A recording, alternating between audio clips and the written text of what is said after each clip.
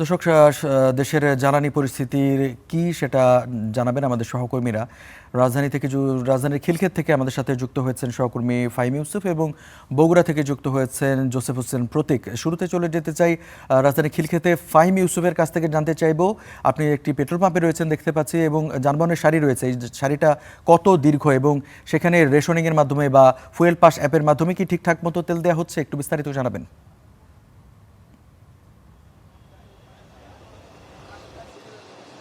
ধন্যবাদ রঞ্জু। আমি সকাল থেকে যেটি দেখতে পেয়েছি, রাজধানীতে গেল ১.৫ মাসের মধ্যে সবথেকে কম দীর্ঘ লাইন আমরা লক্ষ্য করেছি গেল ৩ থেকে ৪ দিনে।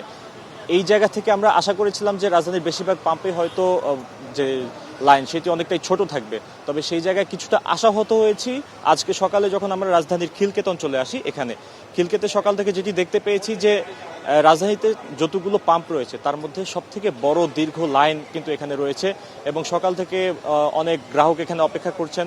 বাইকাররা বিশেষ করে ভোর থেকে অপেক্ষা করছেন, আবার কিছু ক্ষেত্রে আমরা দেখতে পেয়েছি গতকাল রাত ৮টা থেকে অনেক গাড়ি চালক এখানে অপেক্ষা করছেন।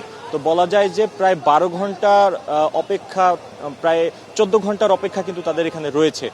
তো সব মিলিয়ে এখন পর্যন্ত আমরা যেটি দেখতে পেয়েছি যে এখানে অনেক দীর্ঘ লাইন এবং যেটি রাজধানীর অন্যান্য অঞ্চলের থেকে অনেকটাই বেশি বলা যায়। এই মুহূর্তে যদি আমি একজন গ্রাহকের সঙ্গে কথা বলি যে আপনাদের এখন পর্যন্ত এই তেল নিতে এসে কত সময় ব্যয় করতে হয়েছে এবং কত সময় লেগেছে? আমি সকাল ৬টা বাজে আসছি, ৬টা বাজে থেকে এই যে এখন তেল পেতেছি। মোটামুটি ৫-৬ ঘন্টার মতো সিরিয়াল ধরা লাগছে আর কি। আগের তুলনায় এখন মোটামুটি অনেক কমছে সিরিয়াল, বাট ম্যাক্সিমাম টাইমে এখন সিরিয়াল ধরা লাগতেছে আর কি বেশি।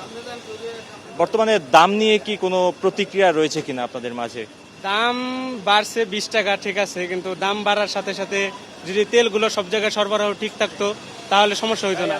কিন্তু দাম বাড়ছে ঠিকই, কিন্তু তেল সরবরাহ নাই কোথাও। যেমন আশুলিয়ার কথা যদি বলি, আশুলিয়ার কোনো পাম্পে ১০-১২টা কোনো পাম্পে তেল নেই।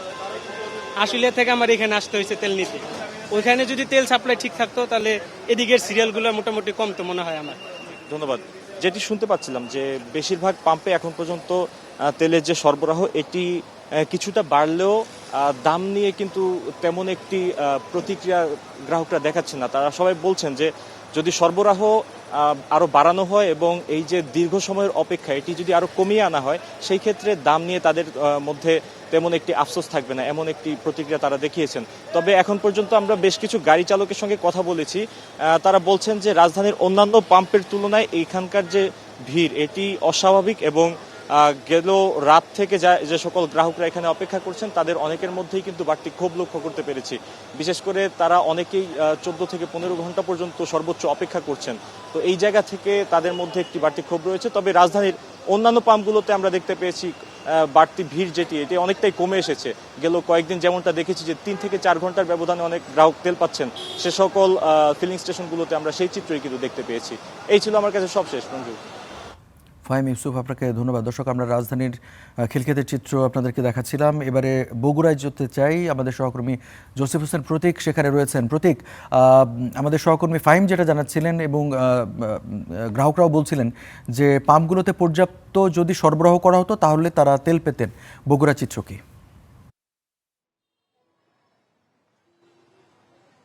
আসলে পাম্পে সরবরাহ যদি স্বাভাবিকও করা হয়, আমার ধারণা বর্তমানে যে পরিস্থিতি চলছে সেই পরিস্থিতিতে এই যে লাইন কিংবা এই যে ধরনের ভিড় এবং কৃত্রিম সংকটের যে একটি ব্যাপার আমরা লক্ষ্য করছি বেশ কিছুদিন থেকে, সেটি আসলে কমবার মতো নয়।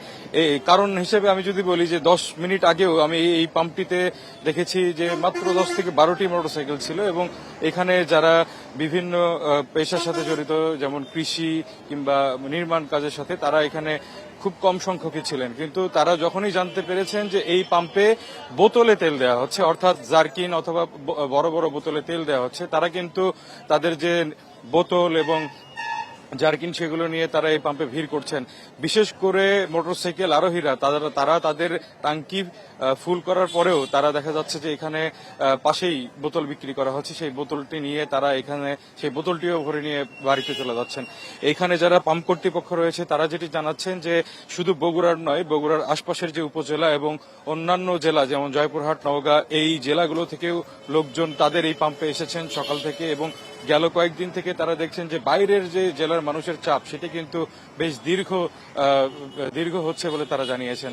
তো এই যে এই পাম্পগুলোতে যে যেই তেলের সরবরাহগুলো রয়েছে সেই সরবরাহ কিন্তু মোটামুটি অন্যান্য আমরা যখন স্বাভাবিক অবস্থায় ছিল, জ্বালানি সংকট যখন ছিল না তখনও এরকম অবস্থায় আমরা দেখেছি যে তারা ঠিকমতো তাদের যে তেল সরবরাহ সেটি স্বাভাবিকভাবে দিতে পারছিলেন। কিন্তু বর্তমানে তেলের স্বাভাবিক সরবরাহ এখনো যদি না হলেও তারপরেও কিন্তু এখানে যে কৃত্রিম সংকট কিংবা এই যে দীর্ঘ লাইন এটি আমরা লক্ষ্য করছি। তো বলা চলে যে শুধুমাত্র যে কৃত্রিম সংকট কিংবা দাম বাড়ানোর ক্ষেত্রে যে তেলের লাইনটি কমে গেছে এমনটি নয়, মানুষজন এখন যে বিভিন্ন দোকানপাট কিংবা অন্যান্য জায়গায় তেল বিক্রি হচ্ছিল তারা কিন্তু আবারও সোচ্চার হয়ে উঠছেন এবং তারা আবারও তাদের যে অতিরিক্ত মূল্যে যে তেল বিক্রি করা সেটি কিন্তু প্রবণতা আমরা দেখছি।